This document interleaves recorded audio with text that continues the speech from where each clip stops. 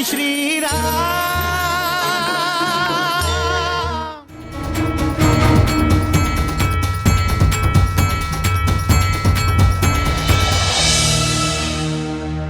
मारुति, मारुति, मारुति पुत्र, होश में आवा पुत्र।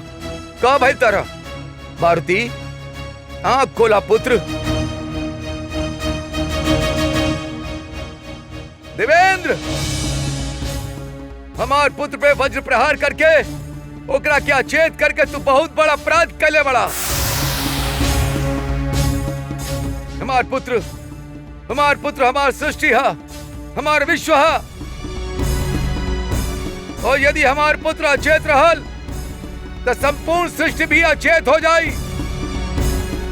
हम वायुदेव यही क्षण संपूर्ण सृष्टि के वायु प्राण खींच ले, और फिर ना तो ये सृष्टि में वायु रही और ना ही प्राण वायु।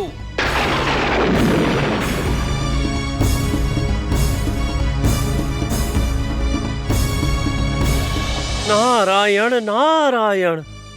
देवेंद्र, रोकी वायुदेव के। वायुदेव जौन कहले बाणे कहीं सत्य कर दिखैले तो संपूर्ण सृष्टि संकट में आ जाई। प्राण वायु न होगी तो संसार में केहू कैसे जीवित रही। विलंब मत करी, रोकी उनका के। देवेंद्र, राउरी चुप्पी अनर्थ के आमंत्रित कर रहल बा।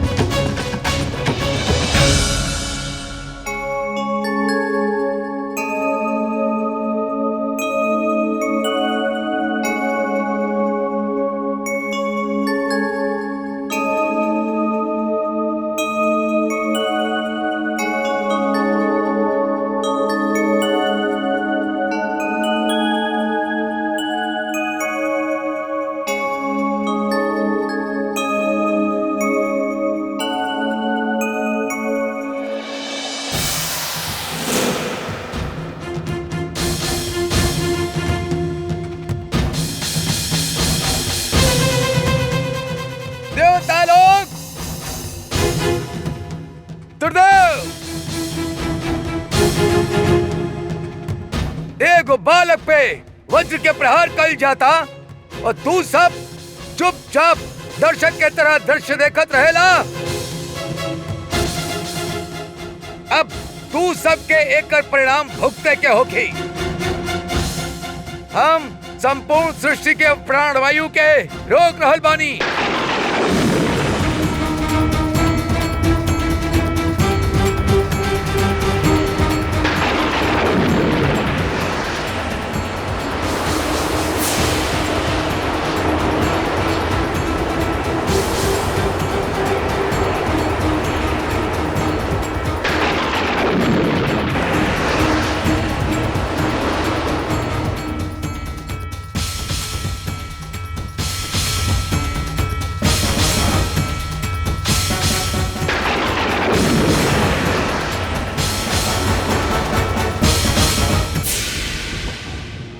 प्रणाम पितामह। नारायण नारायण। पितामह, रउआ देख रहल बानी न, राउर निर्माण कल सृष्टि के वायु के बिना का दशा हो गइल बा। पितामह, अब रउआ सृष्टि के रक्षा कर सकीले। पितामह, यही से हमने सब राउर शरण में आयल बानी। रउए ही वायुदेव के सद्बुद्धि दी। हे ब्रह्मदेव, रवा तो जानत बानी वायुदेव सभे प्राणियन में उनका रक्षा करे खातिर संचार करेले, और वायु के बिना शरीर सूखल लकड़ी के समान हो जाला। काहे कि वायु ही प्राण है, वायु ही सुख है, वायु ही संपूर्ण जगत है, वायु ही जगत के आयु है। और यह समय वायुदेव संसार के सब प्राणी के त्याग कैले बाड़े, ऐसे तो निष्प्राण भइल बाड़े। किंतु पितामह, एकर उपाय का हो सकेला? एकर उपाय एके बा, वायुदेव के प्रसन्न कइल जाए।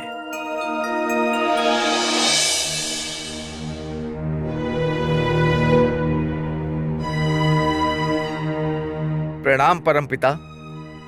कल्याण होके वत्स। हमार पुत्र के अहित करके हमार कल्याण परमपिता। तहार पुत्र सबके कल्याण करे वाला है। निष्प्राण होके मारुति चिरंजीवी हवाई दो, वो निष्प्राण कैसे हो सकेला?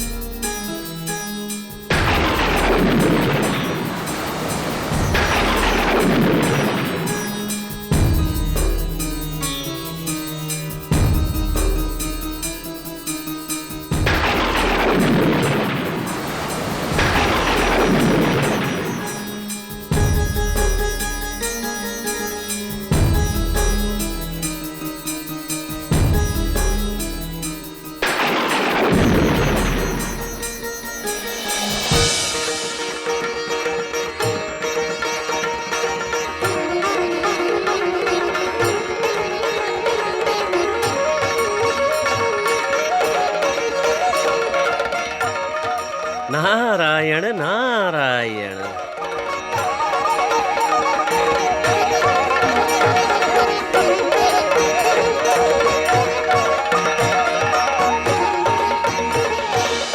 देवेंद्र, मारुति के द्वारा भविष्य में सृष्टि के हित में बहुत महत्वपूर्ण कार्य संपन्न होने वाला बा। अतः वायुदेव के प्रसन्नता खातिर रउआ सब देवतागण ए शिशु के वर दी। वायुदेव, आज से ये बालक हमार वज्र से नईखे मारल जा सकत।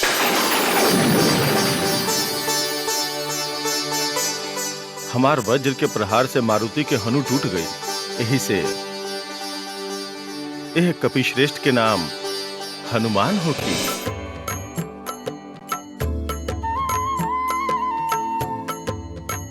हम हनुमान के आपन तेज के 100वां भाग देतानी।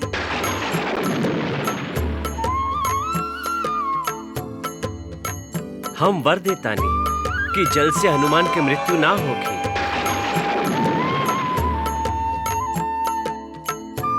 हम यमदेव हनुमान के वर देतानी कि हमार काल दंड से कभी एकर वध ना होगी। हनुमान के पराक्रम से प्रसन्न होके हमने हनुमान के वरदान देतानी कि युद्ध में एकरा कभी विषाद ना होगी। ये बालक चिरंजीवी होकी। वायुदेव, तहारी पुत्र मारुति सर्व प्रकार के ब्रह्म बंध से अवज्ञ होगी।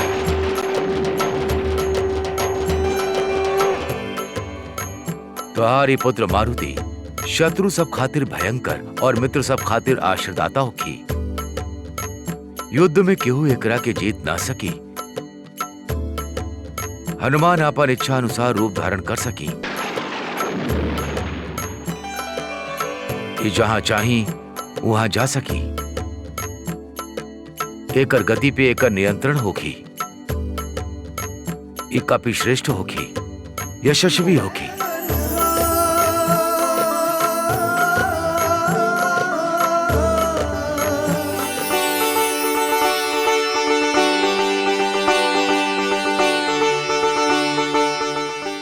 हे सूर्यदेव, रउआ और सब देवता लोग हनुमान के वर दे के ओकरा के संपन्न कैले बानी। बस अब रउआ से एगो और प्रार्थना भी बा। हनुमान बलशाली अवश्य बा, परंतु एकर बल दोगुना तिगुना तब्बे होखी जब हनुमान ज्ञानी होखी और विद्वान होखी। ऐसे तब पृथ्वी पे ई गुरुकुल में जाए ही, परंतु यदि रउआ हनुमान के गुरु बन जाई तो एकर कल्याण होखी। हे वायुदेव, हम उदय होखे से अस्त होखे तक कहीं विश्राम ना करीला।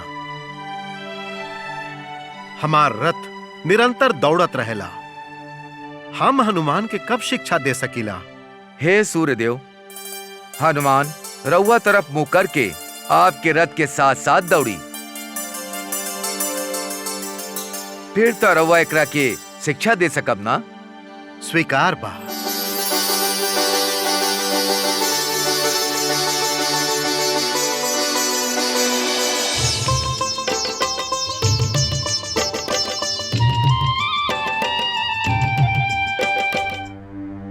रहुआ के का गुरु दक्षिणा दी गुरुदेव? वत्स हनुमान, भविष्य में हमार पुत्र सुग्रीव से तहार भेंट होखी। तू ओकर मित्र बना, ओकर मंत्री बना, ओकर हित के सोचा, ओकर हित के करा, सदा ओकरा साथे रहा, ओकर साथ द। इहे हमार गुरु दक्षिणा होखी। राव आज्ञा के पालन होखी गुरुदेव। तहार कल्याण होखे वत्स।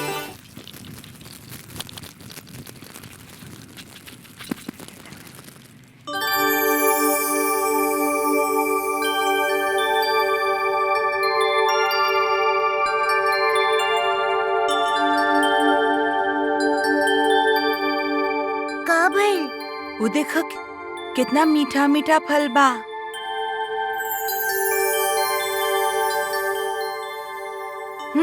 तो चढ़ो और खा।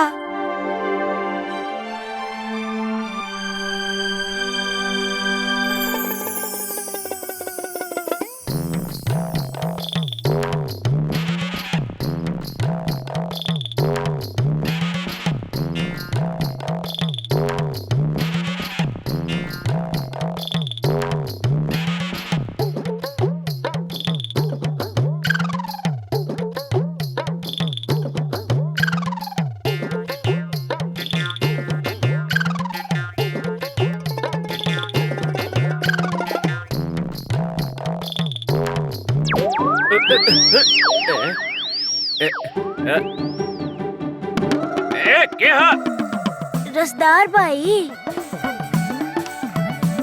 के आम तोड़ रहल बा। तू लोग हवा उतार नीचे। ठहरा, अभी बता नहीं।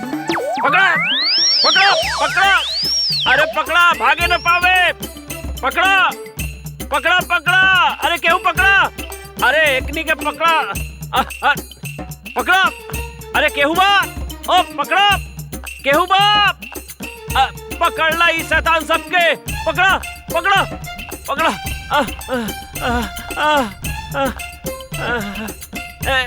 अरे पकड़ा पकड़ा, अरे पकड़ा, देखा भागे न पावे सा। अरे पकड़ा पकड़ा, आम चला के भाग रहल बाड़े सा।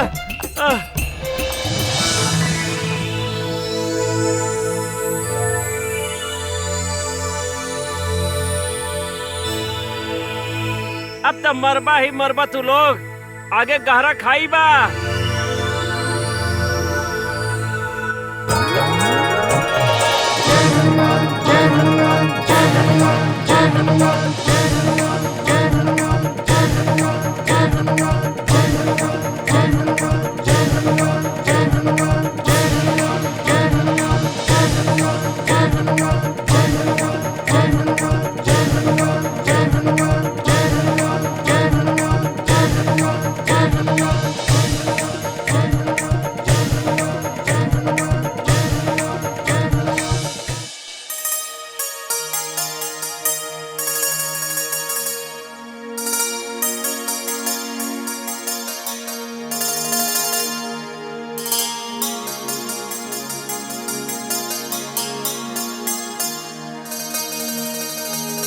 प्रणाम महर्षि।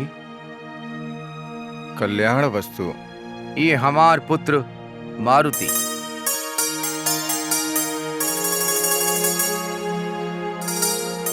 गुरुदेव, रउआ से एगो प्रार्थना बा। कृपया रउआ हमार पुत्र के आपन गुरुकुल में प्रवेश देके ओकरा के उच्च विद्या विदूषित बनाई। अवश्य।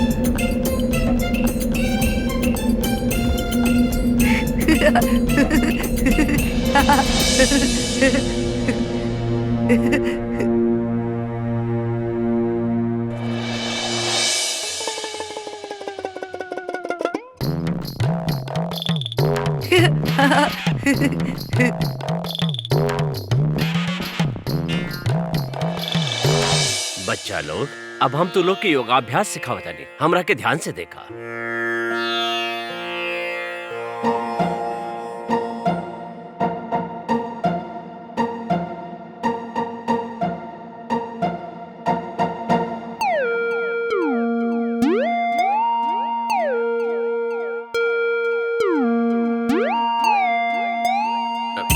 अच्छी।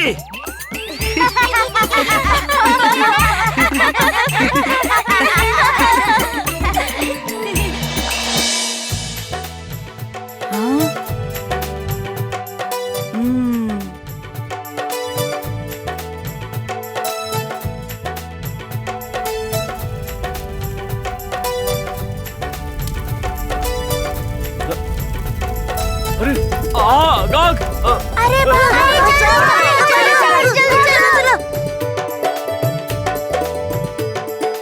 अगला अगल बा, अरे आग लगी बा, आग आग।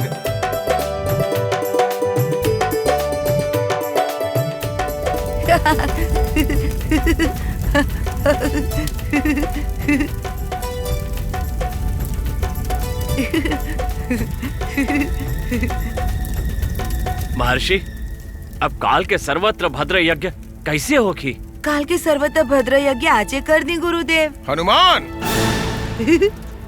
बार बार समझौला के बाद भी तू अपन मर्यादा के उल्लंघन करत आइल बाड़ा।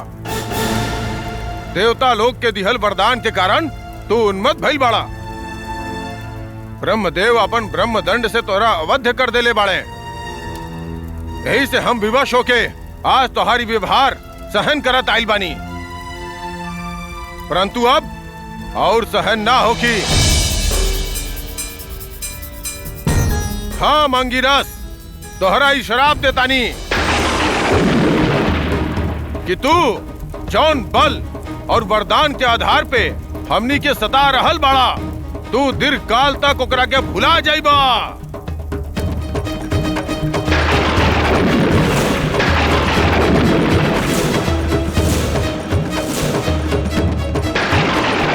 परंतु सृष्टि के कल्याण खातिर जब तोहर बल की आवश्यकता होगी, तोहरा के तोहर बल याद दिलावल जाई और तबे तोहर बल काम आई और तू कीर्ति के प्राप्त करबा।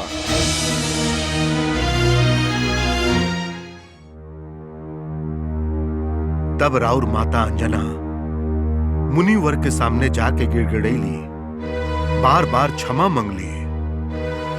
तब मुनिवर शाप से छूटे के उपाय बतैलन और कहलन कि शक्ति के उपयोग उचित अवसर रहला पे जब के हो राउर भुलाइल शक्ति के याद दिलाई, तब रउआ भुलाइल शक्ति याद आ जाए। तो हे वीर हनुमान, आज उस समय आ गइल बा।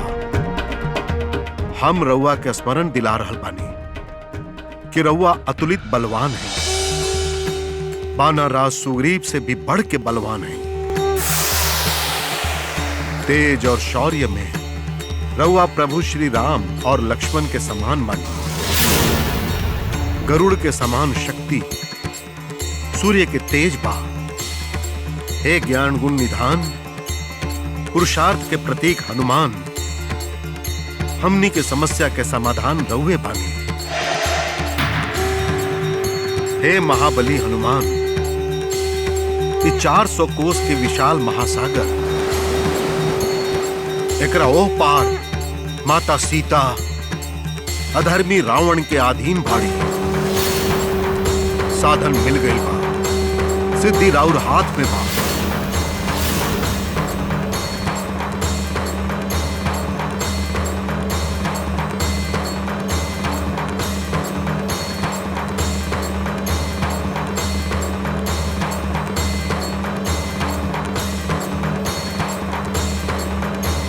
हे तेजस्वी हनुमान, हे महासागर के उमड़त लहरन पर विजय प्राप्त करके लंका जाई और अपन नाम के डंका बजा दी। माता सीता के सुध लेके आई। अधर्मी और अज्ञानी असुरन के चेतावनी देके आई। उठी हनुमान, उठ। जय श्री राम।